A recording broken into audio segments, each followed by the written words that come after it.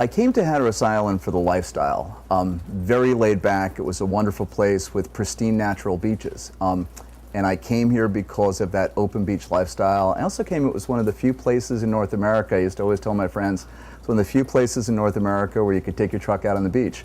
When the beach closures first happened, I'm really very blessed in a lot of ways that my business is one of the few businesses in the island that's really not directly affected by the beach closures. What has really happened is a lot of my friends have been affected and a lot of the other businesses have been affected. It's affected my business to the extent that during the winter we're very dependent upon local traffic. The local traffic has almost disappeared in the winter because so many locals have seen their businesses threatened by the fact that the beaches have been closed. I have friends who are charter captains who have seen their business drop off 60%. I've seen restaurants close. I've seen close friends who have been here for years who opened their businesses with the assumption that the commitment of the federal government was good. When the National Seashore was first established, the intent was for free and open access for the natives of Hatteras Island, as well as I'm not a native, I came here. But the access was for my children and for your children and for their children. There are national wildlife refuges. This is not one of them. This is a national recreation area. And I've read the original charters, and the original charter was as a recreation area, a place for my children and your children to have open and unfettered access to the beaches. That's changed, and that's changed on the part of certain aspects of our government. Certain aspects seem to be supportive of continuing open access. Certain aspects of the government seem to be committed to closing the beaches. And for me, it's far more than anything else. Yes, I've seen my friends affected, and that's devastating. But for me, it's far more about the commitment of our federal government. Our federal government made a commitment that my children and your children would have access to these beaches. I find it very difficult to imagine taking a group of people who have built their lives here, built their businesses here, under the assumption that that access would always be there. That's what draws tourists here, the ability to go and enjoy our national seashore.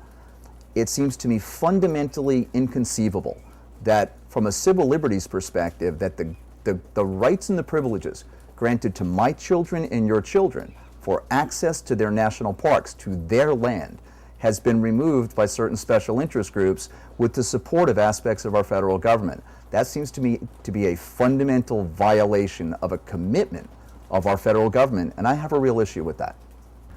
Friends of mine and most people who know me, I tend to be a fairly green kind of guy, and I always have been. So when this issue initially started, I listened to both sides, again, with normally my perspective being a somewhat green, somewhat environmentalist perspective.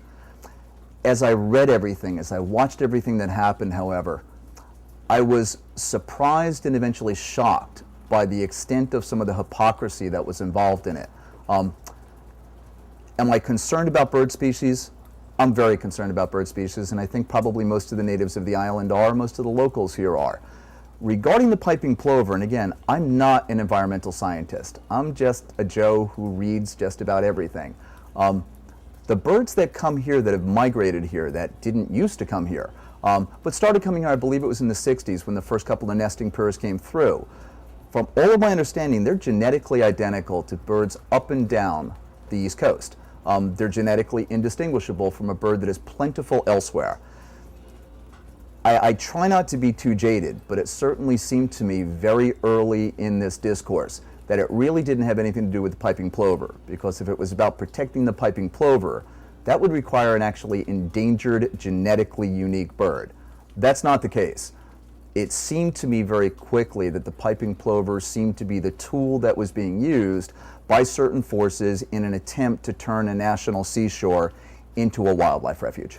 It's always about the way the issue is framed. It's been framed as environmentalists against horrible people who want to misuse the beach and poorly treat animals. Far more piping plovers have been killed by the Park Service than have been killed by anybody else's four-wheel drive. But I'm deeply concerned about the way that that issue has been framed. Most of the people I know who live here have husbanded the resources carefully here. I'm friends with people who have been here for 6 and 7 generations. We're not building condos here. We're not building towering buildings on the beach. People here are very serious about the natural resource to which they've been entrusted. I own a piece of land on the Pamlico Sound. When I first came here, the county was enabling me to fill wetlands. I went, we don't fill wetlands. Birds eat in my wetlands, and I'd like to keep it that way. That's a fairly popular opinion here with most of my friends, people who have been here for generations. This is something which has been entrusted to us. The egrets that eat in my backyard are the same family of egrets, the same lineage, that I'd like your grandchildren to be able to see and your great-grandchildren to be able to see. Most of the people that I know who have been here for generations are more serious environmentalists than the people that I see on the other side of this issue. So I'm concerned about the way that it's been framed. It's not the environmentalists versus these horrible people who are just in it for the money. You know, I'm not in it for the money. If I wanted to make, I used to be a very successful businessman in New York City. If I wanted the money, I'd still be in New York City. I came here for a lifestyle. People who raise their children here, people who have been here for generations. Take that very seriously. They've been entrusted with a precious resource. The beach is for our recreation. It's for us to go fishing on. It's for us to take our kids to, and for you to take your kids to. Our friends who surf, our friends who kiteboard, they're as concerned about that natural resource as anyone, potentially more so. It's not the environmentalists versus the developers versus the anti-environmentalists. I consider myself a fairly rabid environmentalist. I would like to see this beach protected. I would like to see it protected for the use of my kids and your kids.